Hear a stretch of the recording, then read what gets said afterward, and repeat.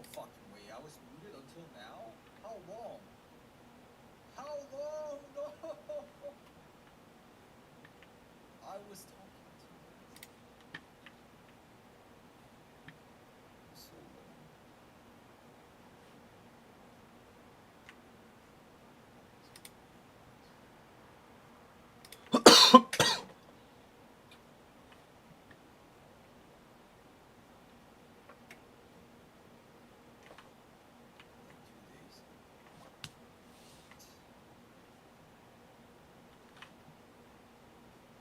I found it today. It's inside the water. Whenever you walk across the bridge of customs. Spooky.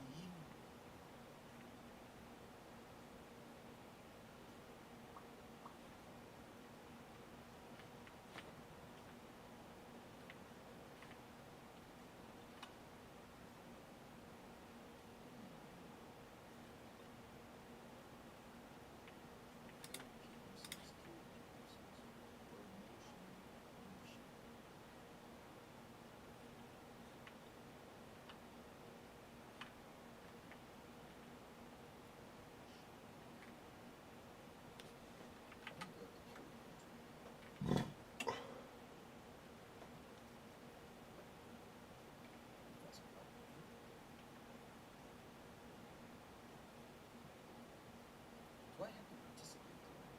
Each task is tied to a specific day, and only students are registered for that they can complete.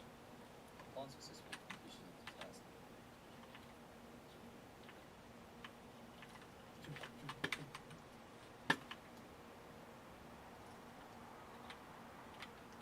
should just use this. Let's reach the bedroom.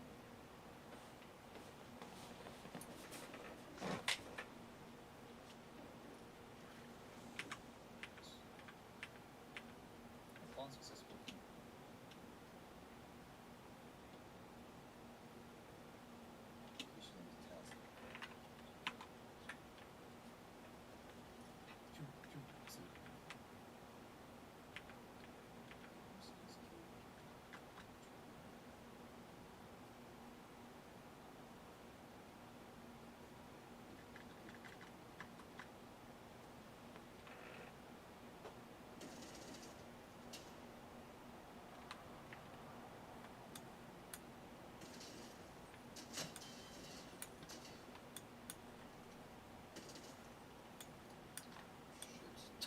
I'm fighting with Timmy!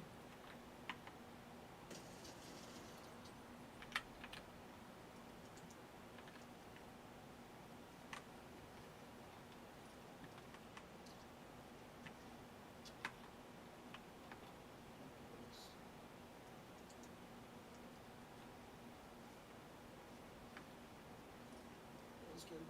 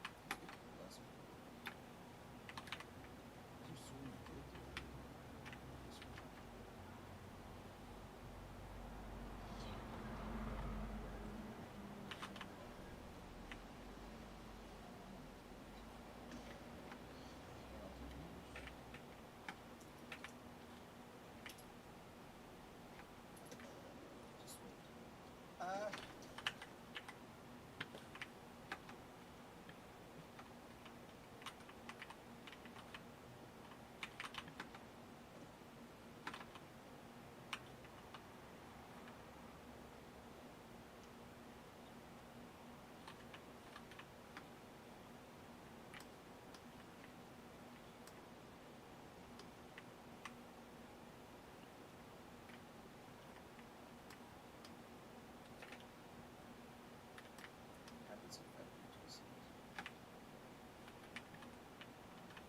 Cost seems toxic. Kind of like it. It's similar to the one that happened on like another event. Wait, where's? Oh my god, did they not bring the second one? I swear I bought the second one. Oh my, I moved it on.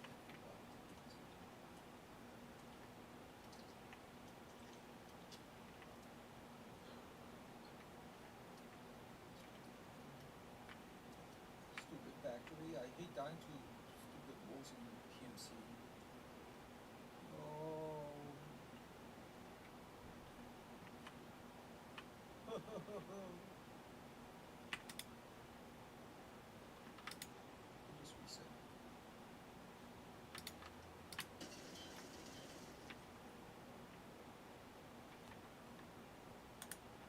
Oh, great. Did you get that gun? Big guns.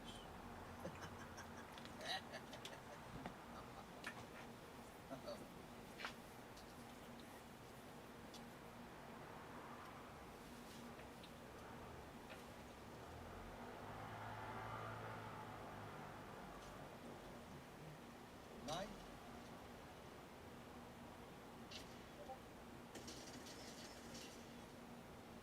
It's up there. Well, where was I shooting on stupid? I was shooting somewhere else.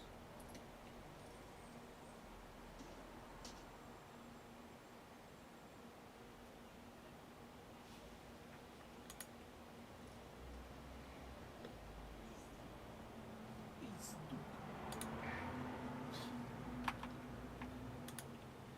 이런 게 어이 없다는 거야.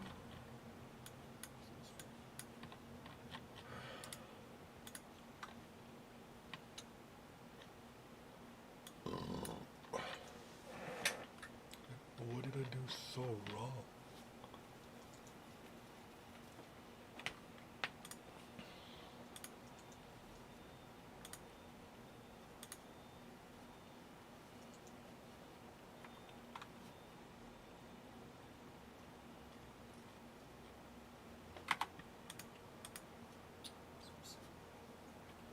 Two PMC.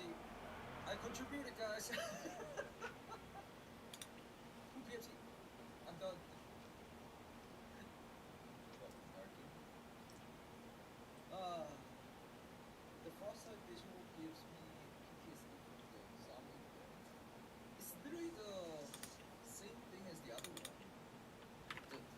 I still remember whenever there was like a. Wait. I think he killed the first guy? Somebody else killed the first guy. That was me.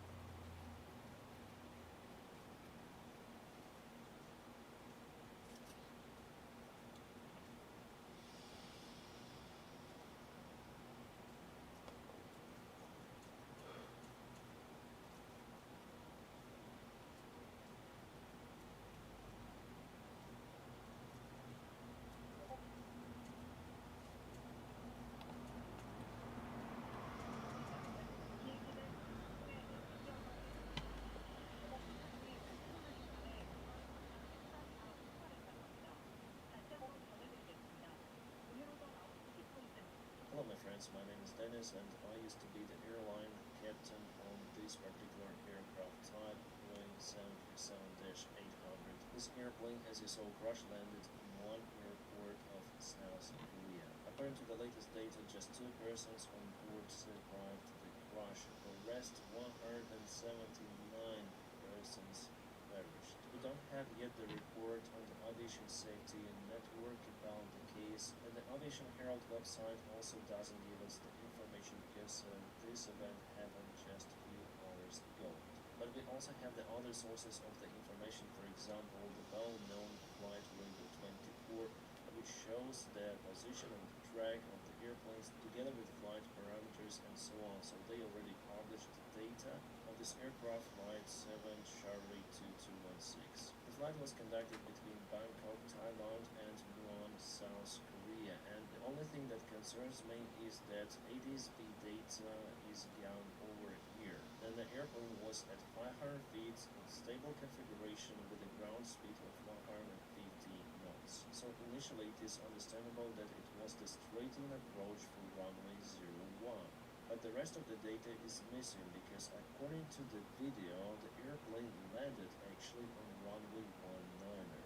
Because here you can see the terminal building and the control tower on the airplane's left arm. And definitely if you check the Google Maps, you may find the airport and all of the airport infrastructure on this side. So 100% the airplane was landing towards south, so for runway 19er. In general, this airport has a single runway which is 2,800 meters long.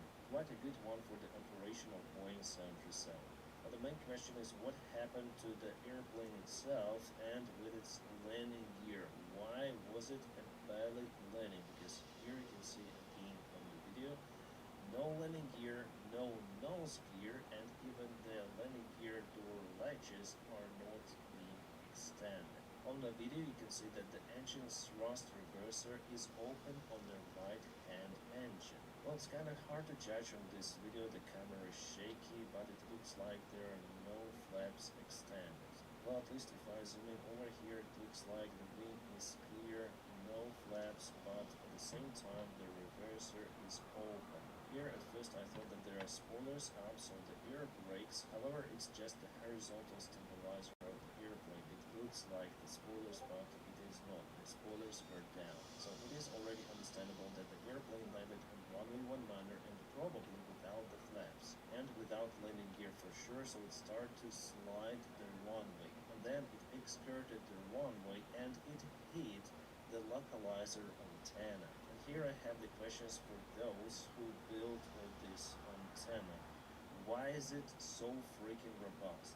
Because I don't have the other words to explain it. It's the first time actually I see this kind of a construction. I was in many of the airports, maybe I didn't put that attention on antennas, maybe I'm not the expert in those antennas, but it seems like it was too much of the engineering here. Because here the airplane was stopped by this concrete, reinforced concrete, just immediately. Just look how thick this wall really is. And also there was the ground on the top, so this thing actually could stop maybe train, well, tank for sure. And what was it holding? Well, those mostly plastic antennas with some of the wires and just few of the metal parts. Well, usually those localizer antennas look like that.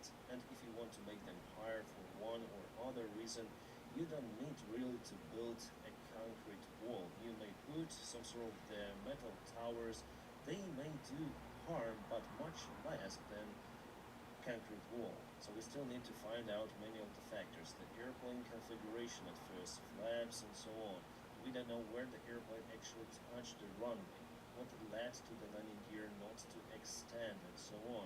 But for now, the fact that airplane hit this wall, very powerful, robust wall, and it stopped the aircraft immediately, converting all the kinetic energy into total devastation of the airplane. Yes, we may say that there is the wall behind, not far away, so in any case the aircraft would hit it, but also on the way the aircraft would lose more energy, so the damage for the aircraft could be minimized. So yes, there is the wall, it is made out of the blocks, but still blocks may disassemble, so they are not the solid concrete reinforced construction. They would not cause that dramatic damage to the airplane. But there you can see behind the wall which holds the localizer antenna. There are multiple of the antennas which form the localizer antenna and signal for the precision guidance of the airplane. So it's a huge barrier in this case, a huge burst.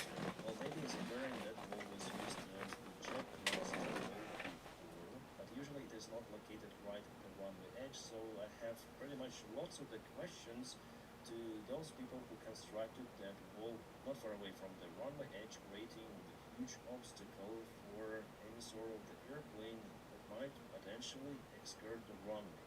And this video was published on Reddit. Here you can see some of the problems with the right hand engine. Allegedly it is Jeju Air Flight 2216, but again Reddit, you need to cross-check this information. But 100% it is Boeing 737. It also could be Korea because of the landscape very close to the airport. It looks like that, and Korean language. So could it be a bird strike? Yes, it could be.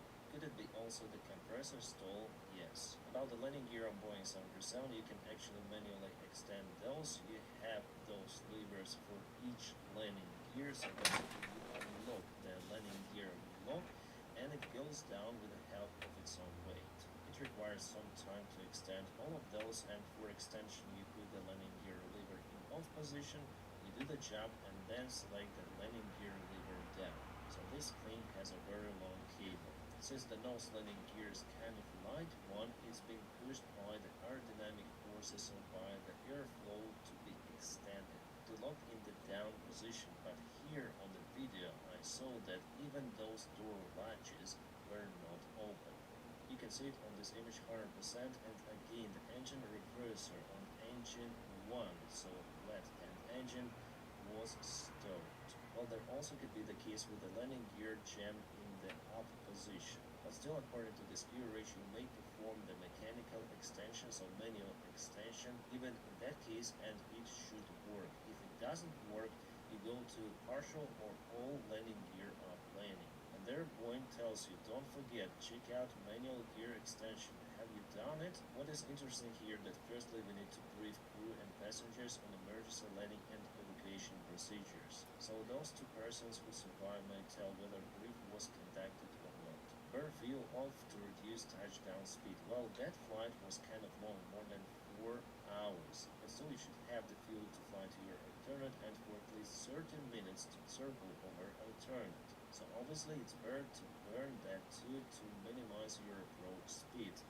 Land flaps 40 landing. Flaps 40 is the maximum flap setting on Boeing 737-800. Set ref 40 it means the approach speed for the flaps 40 configuration, but on the video again the flaps looks like retracted. And of course it's better to have them extended and to have as low speed as possible in this kind of the emergency with the landing gear. Well, Boeing says do not extend speed brakes unless stopping distance is critical. Well, in that case probably it was critical, but since I guess there were no flaps, there could be also no spoilers. So speed brakes in our case. When stopping distance is critical, extend the speed brakes after all landing gear, the nose or the engine nacelle have contacted the runway. Why do they say so? Well, after landing without the landing gear or partially extending landing gear, it is hard to control the airplane direction. You simply don't have anything to steer the airplane with, you just skid along the runway or aside from the runway, so for the speed brakes, if you extend them, they might not be extended at the same time, causing some of the yaw moment to the airplane, and in that case, the excursion from the runway is possible. That's why they say like that. And for this particular reason, Boeing also doesn't recommend to use thrust reversers unless stopping distance is critical. Here, for sure, if the flaps are up, the distance is critical. However, again we see the engine reverse on the single engine and no spoilers, no speed brakes up. Guys, here we are with hydraulic system of Boeing 737. It has 3 of the systems, System A, System B, and Standby Hydraulic System. Well, as you can see, even with Standby System we have the supplyment of the hydraulic fluid towards reverser number 1 and reverser number 2. Yes, they deploy with much lower speed, but still they deploy from the standby system. But in usual case, reverser number 1 is supplied by hydraulic system A and reverser 2 with hydraulic system B. But it seems like in this case the reverser 2 just was open. And according to this photo, this one seems to be closed. So this one open and this one closed, kind of strange. Also the landing gear extension and retraction works with system A. Yes, there is the landing gear transfer unit, but it uses the pressure from hydraulic system B to retract the landing gear. It's not for extension.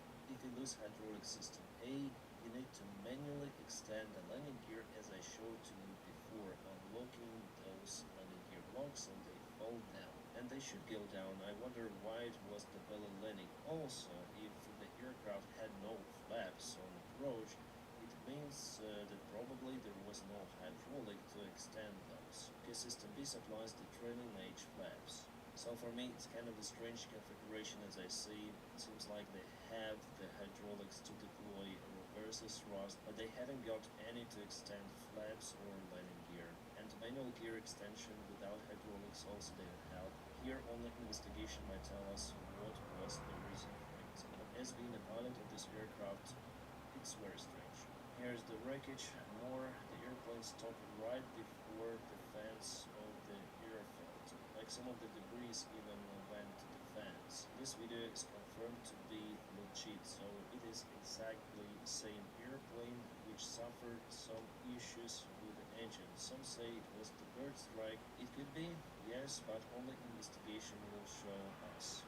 According to the data coming, only the very aft of the airplane survived, and there were two of the flight attendants. Well, maybe they have more information because usually pilots brief flight attendants about emergency via intercom, and also the black boxes like cockpit voice recorder and flight data recorder, they're also located in the bag, so for sure they survived and will be recovered soon. Well, this is the tail part, even door is over here, and the flight attendants they're on the aft kitchen and they buckle up before the landing, and luckily at least they survived. Again, here you can see the wall.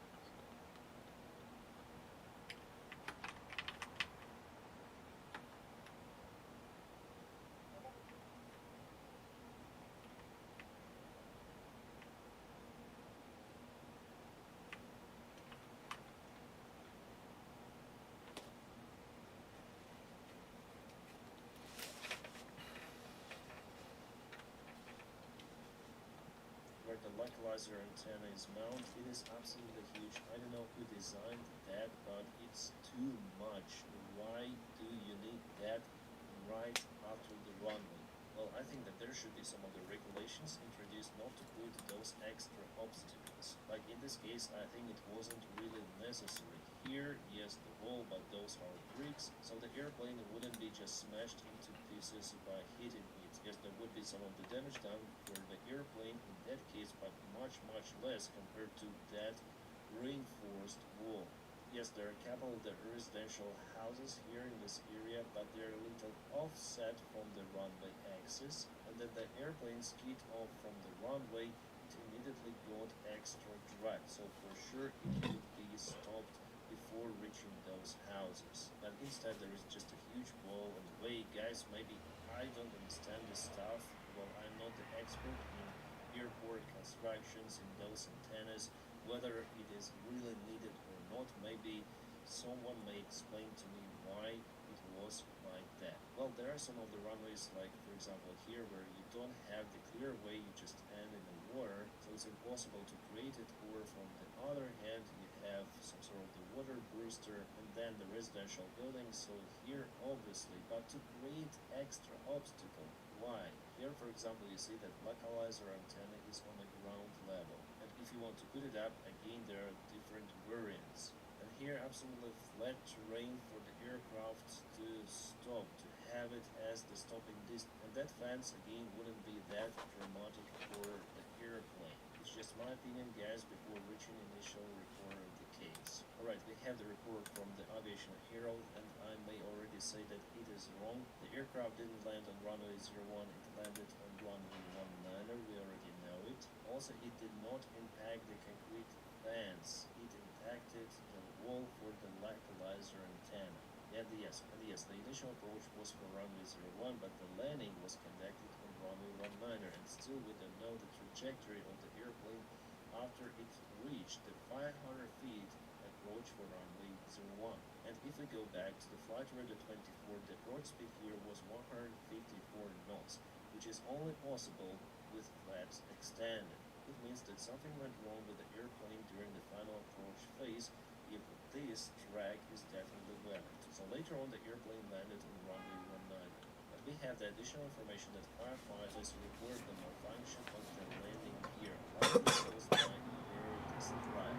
Prompted to go around, the aircraft then attempted another landing in adverse weather conditions. Well, honestly guys, I don't see the adverse weather conditions here. The weather data is yet to be received, but from what I saw, the visibility and cloud base, I guess there was no cloud base, it was fine weather. The question goes only for the wind direction and speed. Well, I think that it will be published really soon. Again, the sky was definitely clear, no clouds. And guys, I'm gonna update you on this one, a very, very sad case which could be, I think, avoided as the most of the aviation accidents out there. My condolences to those who lost their loved ones in this terrible crash. It's very bad that those aviation accidents continue to happen.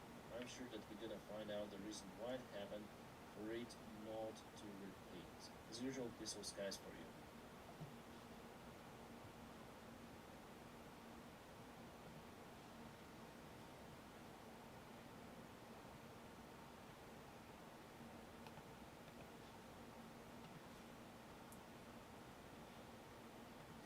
As an airline pilot.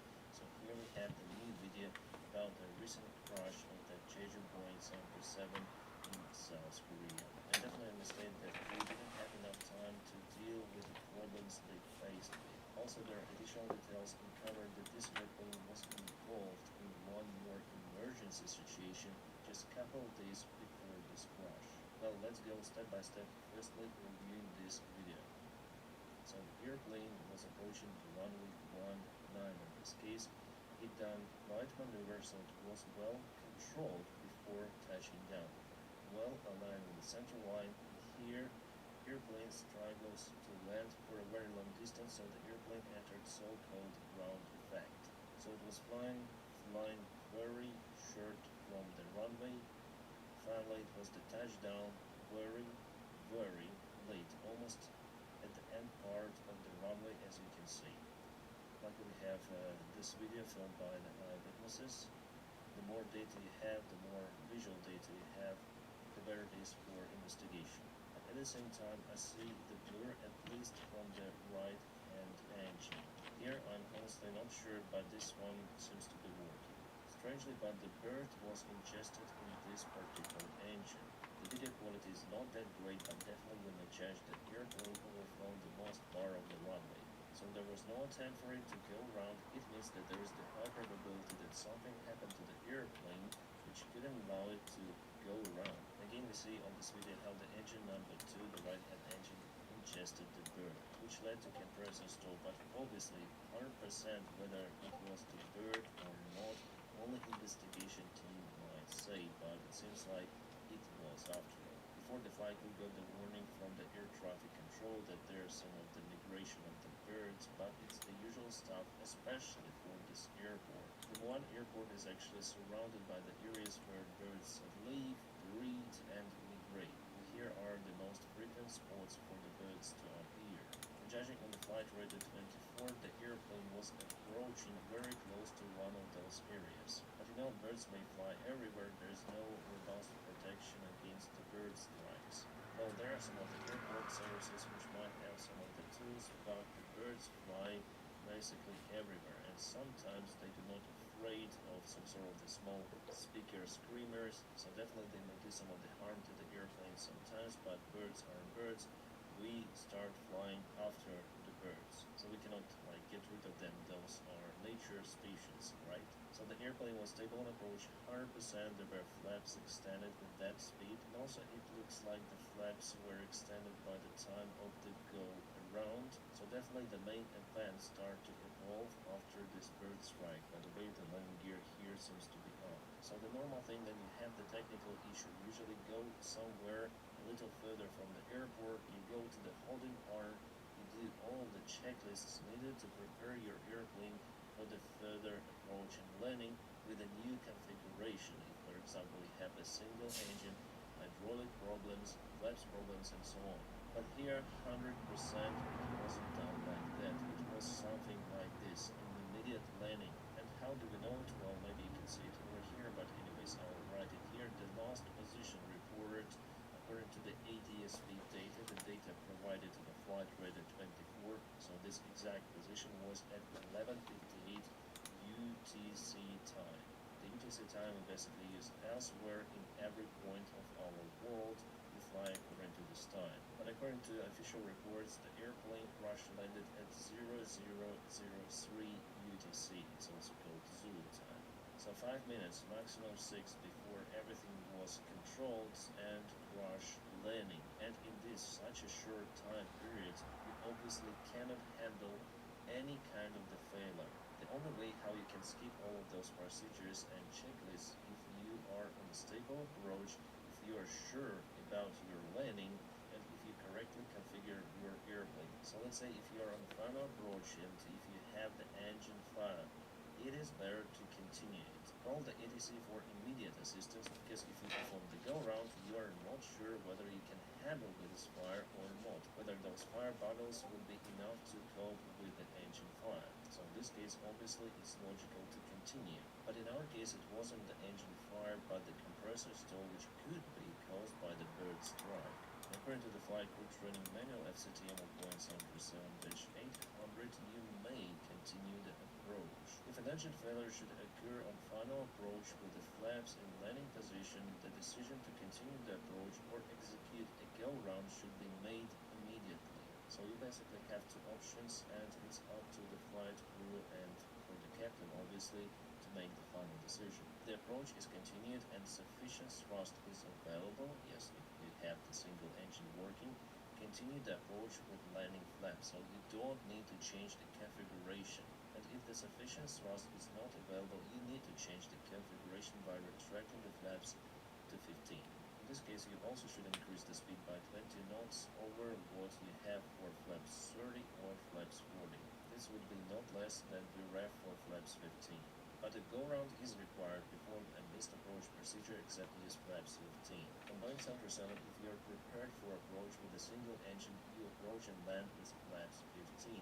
But for go-round, you use flaps Steps 1. Subsequent flight retraction should be made at a safe altitude. So was it a proper decision for the crew to go around after they caught the bird in the engine? Presumably again. Well guys, if it happened on the final stage of approach, I personally wouldn't do it. But you know, I'm speaking to you from this armchair. If I was in their shoes, probably I would act differently and maybe would do my own mistakes because there you are under the stress factor. And also I personally cannot judge the actions of the flight crew. Only investigation team might do it in their outcome. But what we know that for some reason crew just rushed for landing. They didn't go to holding pattern. No. Just in a few minutes they landed with opposite course.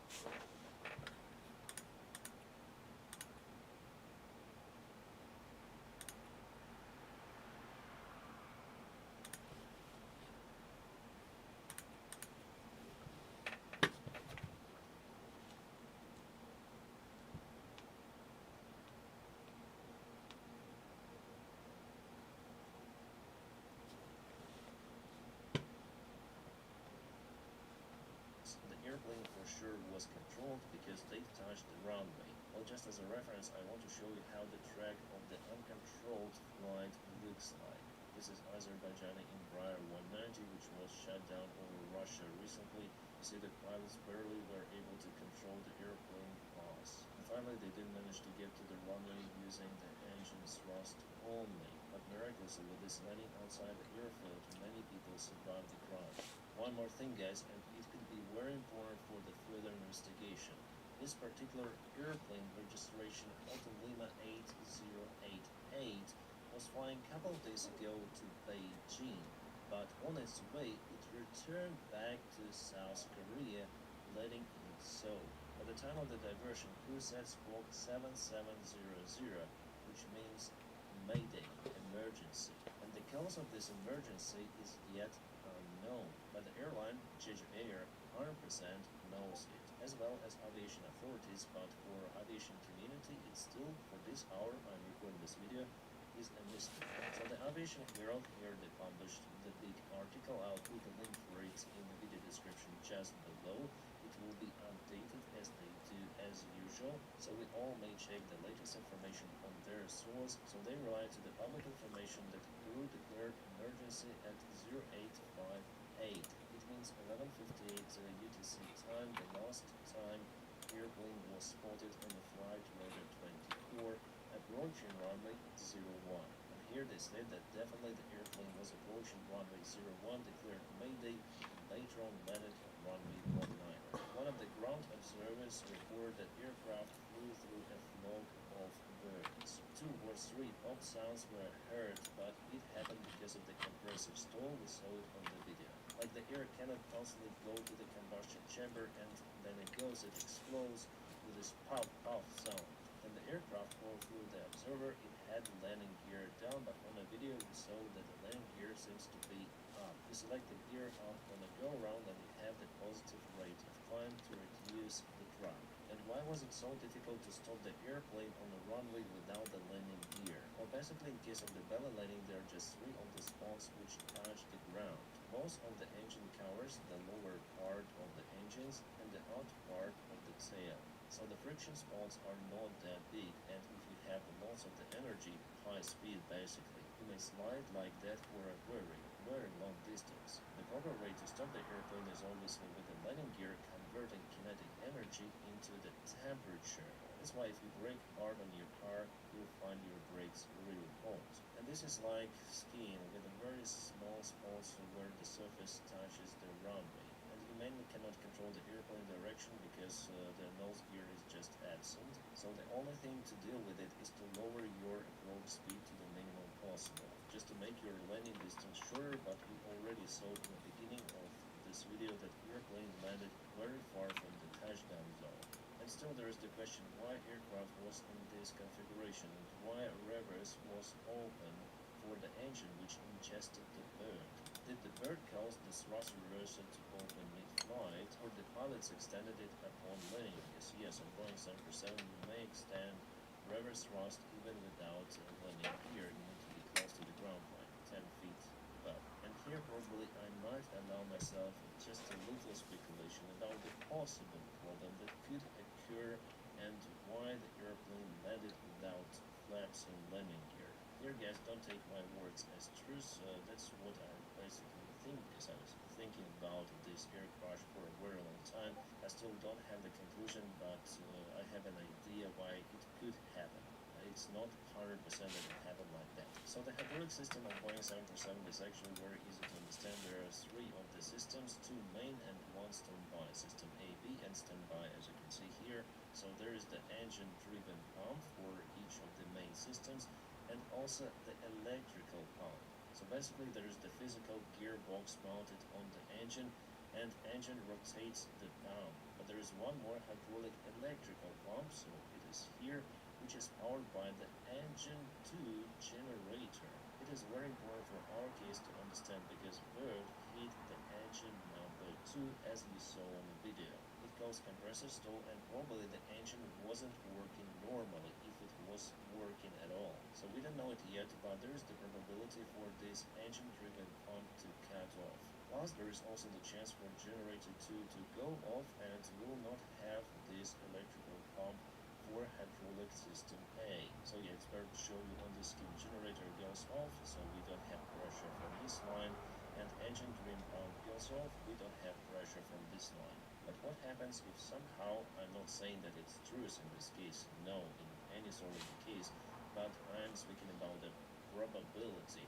What happens if you shut down the wrong engine, misleading the procedures to cope with your engine, with the problem engine? So you basically cut the remaining generator and you cut the engine-driven pump. So you lose pressure in both of those systems. And only standby system will work. The airplane go in the manual reversion mode, then it's very hard to control the airplane.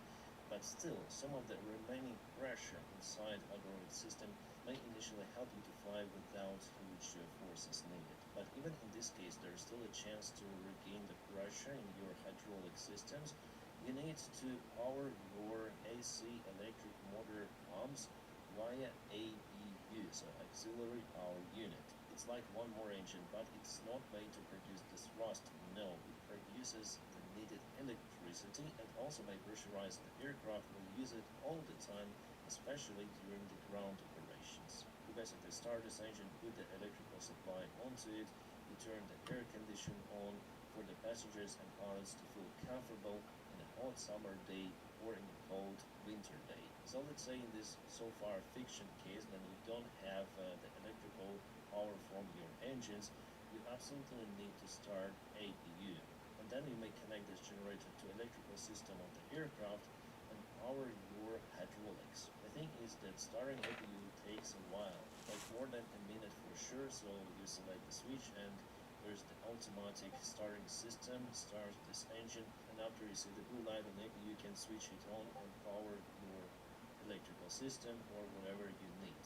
And by the way, the bleed air from the auxiliary power unit is also used for the engine start. But in all case, according to the minimum equipment list, the airplane might be dispatched for the flights without the auxiliary power unit, well except for the extended range operations. If procedures do not require its use, for example, if you have some procedures of your airline, especially including APU. What you need to do is to perform the visual inspection of the area and confirm that there is no evidence of heat damage or delamination. So, it basically means that in this case you have nothing to connect to your electrical system. And again, even if auxiliary power unit is working, it takes lots of the time to start it. And you may find yourself too similar to this situation. Yes, I'm not speaking about this particular one, but I'm telling you about possible variants now. When you're very close to the ground, one of the engines is working here and there because of the bird strike, the other engine was shut down, and you don't have time to restart APU, you lost your hydraulic system to extend landing gear and flaps. So basically you have the huge list of actions that requires at least half an hour flight to deal with all of the checklists. And the only option here is to extend the landing gear manually and electrically extend the flaps, but again it takes lots of the time for electrical motor to extend the flaps. Could it be in this case? Yes, there is the probability, but again I'm not saying that it was like that. For now mainly it's a mystery. So for sure we should wait and listen for official investigation report. But why do I say about the possible wrong engine shutdown? Well, before in aviation history there were the cases. Like for example it happened with TransAsia Airways in Taiwan with the flight 235 ATR 72600. By the way, I also used to fly ATR for quite a long time. So what happened here that 2 minutes after takeoff, pilots reported an engine failure, and after further climb, the other engine, which was operating normally, was mistakenly shut down. So pilots found themselves with no engines, very close to the ground, and the airspeed was still low. So what happened? The airplane basically stalled, hitting one of the cars, and later on went to the water.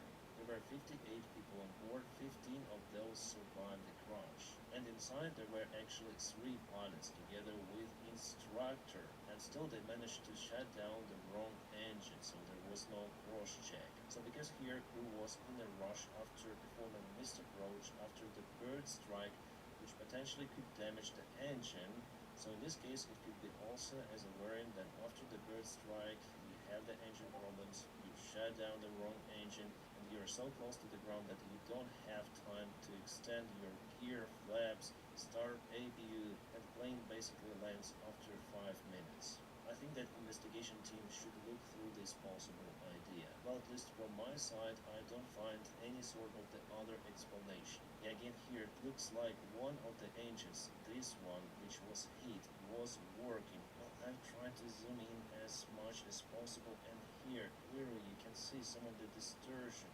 here coming on the ground, which you may only have if the engine is working. But again, how it is working after the impact, was it able to produce enough thrust for the airplane to hold on, or was the generator powered by the hydraulic system itself? But here it seems like nothing compared to this part. It seems like this engine wasn't working. Again, I'll try to show you. So the hot air is going down here, but here I don't see it. Clearly you may see the difference. Also I think that here it was already the reverse thrust selected, because the heat is blowing just in front, making this illusion that this engine is bigger than this one. It's the effect of the magnifying glass here. I'll try to check it out again. So the airplane was fine here. Everything looks stable except the flaps and landing gear. And let's look at 10 feet. If it increases in size, it means that the reverse was open. So we're here already close to the ground. And yes, it increases in size. So the reverse was open before the touchdown 100%. And this engine, after the bird strike, was working. And why the reverse wasn't deployed on the right-hand engine, probably it wasn't working. And I agree with this commenter. If both engines off and APU running, you still have both hydraulic systems available via electronic hydraulic pump 1 and 2, but you need APU for that.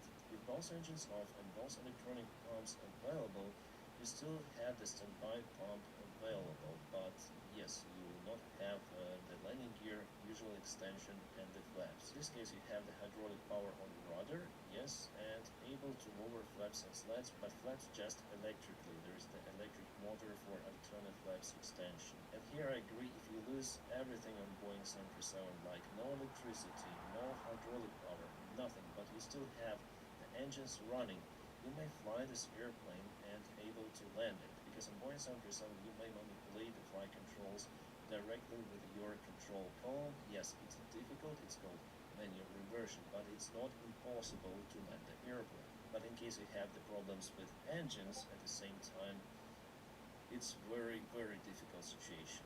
And here we come to the decision making. Was it really necessary after the bird strike to perform the missed approach maneuver? Then you are fully stabilized and there are perfect weather conditions. Yes, I'm not the one who might answer that. We should